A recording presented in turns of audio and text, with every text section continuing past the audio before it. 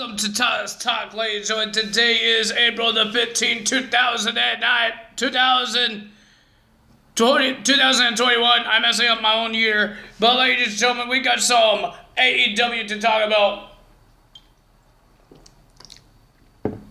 This is the first time, first week that we're going to be talking about NXT and AEW in the same week. We already talked about NXT yesterday. Now we got some AEW. We got 2 championships on the line last night, and it was a pretty decent show. It's just, I'm getting a little upset here, guys. I'm getting a little upset. I'm getting upset because of the ranking stuff. Because we're getting random matches, like random championship matches, that there was no story on it. Like, next week we're going to have Tay Conti versus Shida for the Women's Championship. What has Tay Conti done to get a shot? Did she beat Shida? No. Did she attack Shida? No.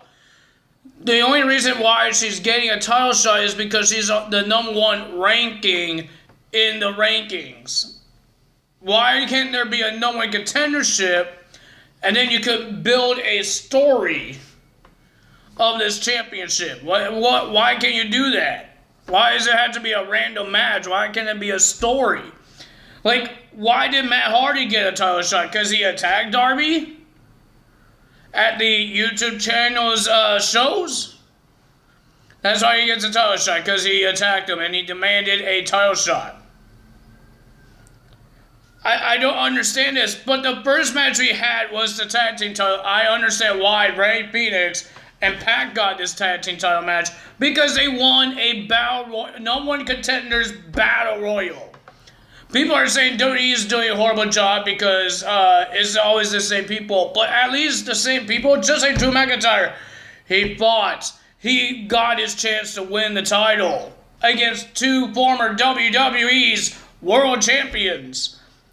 But Tay Conti gets a title shot because she teamed with Shida. I guess you team up with somebody, you get a title shot. Ridiculous. I think it's ridiculous. There's no story in it. They're like, how am I supposed to be excited for this match if there's no story? Like, seriously, how am I going to get excited? There was no story. Maybe because I don't watch AEW Dark or the new show they have, Evolution, something like that. AEW Dark Evolution. I don't know. But ladies and gentlemen, no big segments that happened. Well, Christian Cage came out, and he was about to talk about challenges because he has an open contract now with Tony Khan. Well, I think he always had one since he made his debut at Revolution. So he wanted to have opportunities and he wanted matches. But Team Taz came out and says, you didn't give him a reply. Text message, a phone call, email, anything.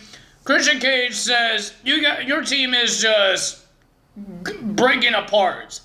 And he doesn't want to help Taz with his drama. He came to AEW to win championships. So his answer was a no. So, ladies and gentlemen, Taz start making fun of him because he didn't get what he wants. And then he made fun of Edge. Well, they didn't say Edge. They said your partner that was carrying you, he didn't like him. Taz, you got no... What? You're trying to make somebody hurt their feelings? People know that Christian did very well. He won his first World Heavyweight Championship in 2011. Where was Edge? He was retired. Did you win a WWE title match? No. You won an ECW World title and then you made a fake title to make your ego happy for Brian Cage. So shut up. But ladies and gentlemen, Will Hobbs came out and attacked Christian Cage. He just beat him up, brutalized him. So that happened there. But ladies and gentlemen, we got Mike Tyson will be a enforcer for the Pinnacle's member Dax Harwood and Chris Jericho. So, beginning of AEW, we got MJF trying to buy Iron Mike Tyson. So he took out a check, a blank check, so Mike Tyson could write anything he wants, how much money he wants to make Hardwood win the match. Mike Tyson didn't take it. He ripped it up and he started eating the check. Why would you do that? Well, it looks like Inner Circle is turning face now. They want to change their attitude and change everything that they did in the past. Maybe you can't change everything, but ladies and gentlemen, you can make a new future. That's what I'm trying to say. New future, and that's what they're going to do. And he says he has a lot of names to apologize, and one of them is Mr. Mike Tyson. And ladies and gentlemen, they shook hands, and they call each other friends. But Mike Tyson says if you or your guys or the Pinnacle comes out, somebody's going to get knocked out. And they did talk about when Chris Jericho in 2010 got knocked out by Mike Tyson on WWE's Monday Night Raw. They talk about, but they didn't say Raw, they just said on Monday Night. I guess they're not allowed saying that because if they do, they could get sued. I guess there's some words they can't say in WWE about WWE or WWE words. So yeah, that's that. So ladies and gentlemen, let's get to AEW. No big other segments that happen that I know of.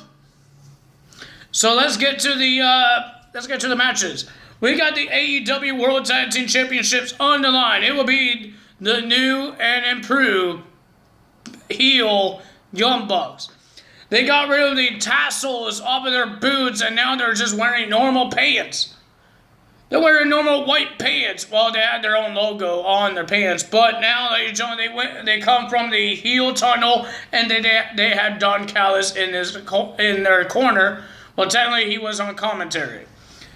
And they burst Pac and Ray Phoenix. Ladies and gentlemen, I thought it was a pretty decent match. This is why I like. Make a story. They made a story on AEW Dark, the new show, because they won a number one contenders battle royal. They know who's going to go for the title. And they made a little story about it. Do that. Jeez, man. I don't want to see random matches because I can't get excited for it because there's no personal. But it was a pretty decent match. I enjoyed it. The Young Bucks were mocking Pac and Ray Phoenix, all that stuff. But ladies and gentlemen, I thought it was a pretty decent match. But the winner of that match, they unmasked Ray Phoenix. Ray Phoenix was covering his face, and then he got super kick in the face. 1, 2, 3. The Young Bucks is still the AEW World Tag Team Champions. Then we had Jade Cargill versus Red Velvet. It was a pretty okay match. Not bad, but the winner of that match was Jade. Jade gets the win. Nothing really big happened there. But we got Anthony Ogo. I don't know his name to go. But he will be versing Cole Carter. He's part of the Factory. QT Marshall's team. I don't know why they call it the Factory. I guess they're running out of teams' names because they call it Factory now. But ladies and gentlemen, it was a pretty decent match. I enjoyed it. Wait, it was a short match. What am I talking about? One shot in the gut. The referee rang the bell. Ring it. He lost after one shot in the gut. Cool. I guess this guy was like a boxer, I guess. I don't know. Oh yeah, brass knucks in his hand, in his glove. Was he wearing gloves? I don't remember. But he has something in his hand to make this guy make his go pukey puke. He didn't puke. But ladies and gentlemen, we got Chris Jericho versus Dax Harwood with Mr. Enforcer. Not Arn Anderson. Mr. Mike Tyson as the Enforcer. Pretty decent match. I enjoyed it, but the winner of that match was Chris Jericho. After the Pinnacle came out, the Inner Circle, Mike Tyson is attacking people. And then we just saw Dax, Cash Wheeler, trying to give Dax Harwood the badge, but Mike Tyson saw you, and then he knocked out Cash Wheeler. And then Chris Jericho gets the win against Dax. But now, ladies and gentlemen, Inner Circle has a new member, Iron Mike Tyson is now part of the Inner Circle. I don't think we're going to see him every single week, but he is part of the Inner Circle. Good job. Then we have the returning of Chris Stanlander with the Best Friends and Orange Cassidy to versus Amber Nova. Pretty decent match. Amber Nova had a little defense I meant. She had a pretty good chance, but the winner of that match was Chris Stanlander. Then we had a Falls Count Anywhere match for our main events for the TNT Championship. Big Money Matt Hardy versus the Daredevil Darby Allin.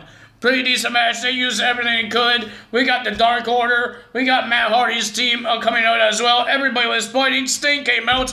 Lance Archer came out. Everybody came out. Not everybody, just those guys. They came out, and then they fought a little bit in the backstage, like behind the curtain. Matt Hardy did a leg drop onto a table off a ladder. He couldn't put him away. And then we just saw Darby Allin start whacking Matt Hardy with Sting's bat.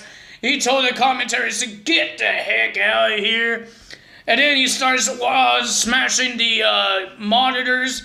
And then he puts Mr. Matt Hardy on top of the commentary table. And then he went onto the scaffold, or what do they call it? The thrust. He went on top of that, and then he did a coffin drop. Whee! Into the commentary table. 1, 2, 3. Darby Allin is still your TNT champion. Well, I believe on AEW, this is the first time that they destroyed the commentary table. They destroyed the ring announcers table. Ring announcers when with the timekeeper and all that stuff. Or the timekeeper has a different table. Do they have a different table? I know they destroyed the ring announcers table. That's always on that side. They always destroy that one. This is the first time that they destroyed the commentary table. That's the first time. Impact Wrestling never done it because, well, I think they done it back in the day, but they can't do it now because there's no announce table at ringside. They're in their little booth, whatever they're in. Every time they show them, I think big pay-per-views, they have announce tables. Big pay-per-views like Slammiversary, Bound for Glory. Maybe Rebellion now, that's coming up in April. We will find out. But ladies and gentlemen, if you guys enjoyed this video, hit the like button, leave a comment below. Hit that subscribe button, hit that notification bell, and I will see you guys tomorrow for Impact Wrestling results. That's all for me today. Tyler is out. Bye!